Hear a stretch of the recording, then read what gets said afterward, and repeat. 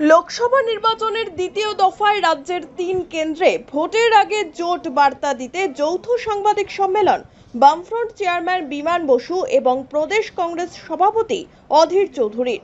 দুই নেতাই এদিন তৃণমূল ও বিজেপির মধ্যে বোঝাপড়ার অভিযোগ করেছেন। বিমান বসু বলেন, বাংলায় এবার ত্রিমুখী লড়াই হচ্ছে। অন্যদিকে মুখ্যমন্ত্রী মমতা বন্দ্যোপাধ্যায়কে তীব্র নিশানা করেছেন বহরমপুরের কংগ্রেস প্রার্থী অধীর চৌধুরী। সাংবাদিক সম্মেলনের শুরুটা করেন বহরমপুরের কংগ্রেস প্রার্থী তথা প্রদেশ কংগ্রেস সভাপতি অধীর চৌধুরী। তিনি বলেন, কি এমন ঘটলো যে ইন্ডিয়া জোটে শুধু শামিল হওয়া নয়, ইন্ডিয়া জোটের নামকরণ আপনি করেছিলেন বলে গর্ববোধ করে সংবাদ মাধ্যমের সামনে এসে বললেন আমার পছন্দ অনুযায়ী ইন্ডিয়া জোটের নাম হলো। সেই ইন্ডিয়া জোট থেকে হঠাৎ আপনি পাল্টিবাজি করলেন কেন? যেমন বিহারের নীতিশ কুমার পল্টু কুমার হয়েছে, আপনি কেন পাল্টি কুমারী হলেন? আমাদের জানতে ইচ্ছা করে কি এমন ঘটনা ঘটলো, কি এমন বাধ্যবাধকতা তৈরি হলো, কোথায় আপনি ভয় পেলেন, আতঙ্কিত হলেন? যে ইন্ডিয়া জোটের মিটিং এ পাটনা, ব্যাঙ্গালোর, মুম্বাইতে আপনি বড় বড় কথা বলেছেন, ইন্ডিয়া জোট ভারতবর্ষ থেকে মোদীকে সরাতে পারবে। আপনি ইন্ডিয়া জোটের কনভেনারকে, প্রধানমন্ত্রীকে তাও মনে মনে ঠিক করে আকার ইঙ্গিতে বুঝিয়ে দিচ্ছেন। আপনি রাহুল গান্ধীকে নেতা বলে মানছেন।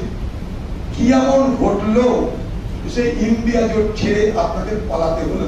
বিরাট লড়াই করবে বিজেপি বলে ঘোষণা করবে, সেই ডায়মন্ড হারবারে প্রার্থীতা দিল যাকে সহজে পরাজিত করে খোকাবাবু জয়ী হতে পারে।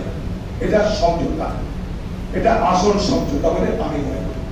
তাই দিদিকে প্রথমে বলতে হবে আমরা কার দালাল সেটা পরের কথা। ভারতবর্ষের মানুষ জানে একমাত্র প্রতিদিন নরেন্দ্র মোদীকে আক্রমণ করতে হয় রাহুল গান্ধীকে। ভারতবর্ষের যে কোনো প্রান্তে মোদীকে আক্রমণ করতে হয় রাহুল গান্ধীকে।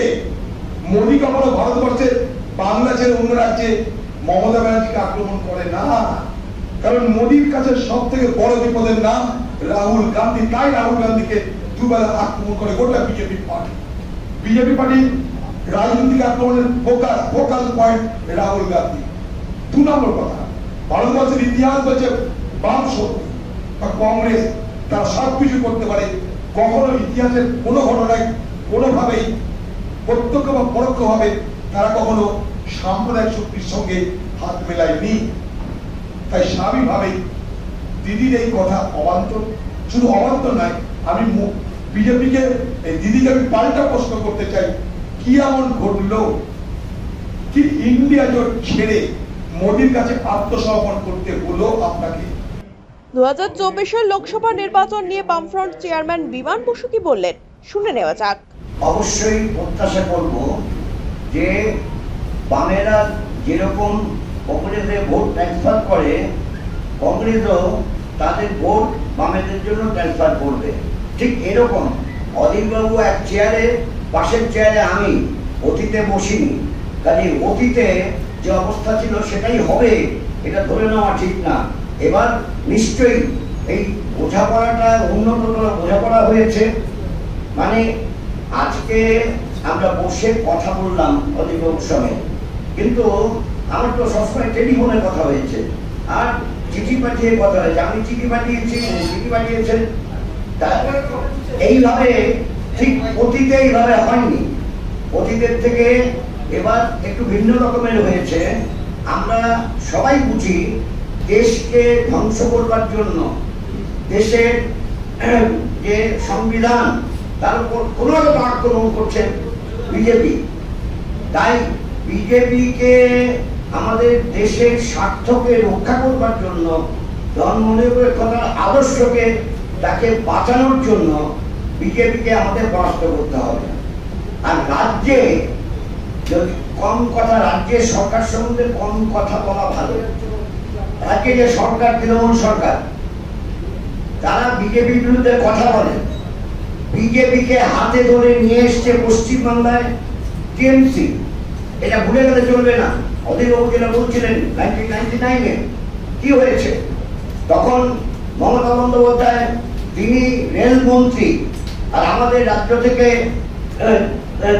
তপন সিকদার তিনি রাষ্ট্রমন্ত্রী এবং জুলুবাবু তিনি পূর্ণমন্ত্রী কৃষ্ণনগর থেকে জয়লাভ করেছিলেন। 3টে আসনে বিজেপি জয়লাভ করেছিল এবং এই 3টে আসনে বিজেপি জয়লাভ করার তা সম্ভব হয়েছে বিজেপি এবং টিএমসি বোঝাপড়ার মধ্য দিয়ে। তৃণমূল ইন্ডিয়া জোট থেকে বেরিয়ে এলেও বামফ্রন্ট ও কংগ্রেস যে জোটেই আছে এবং সেই জোট যে বেশ মজবুত তা স্পষ্ট হলো এদিনের সাংবাদিক বৈঠকে। কিন্তু এই জোট 2024-এর ভোট যুদ্ধে বাংলায় কত আসন দখল করতে পারে এখন সেটাই দেখার। Bureau report, one India Bangla. India জোট ছেড়ে মোদির কাছে আত্মসমর্পণ করতে হলো।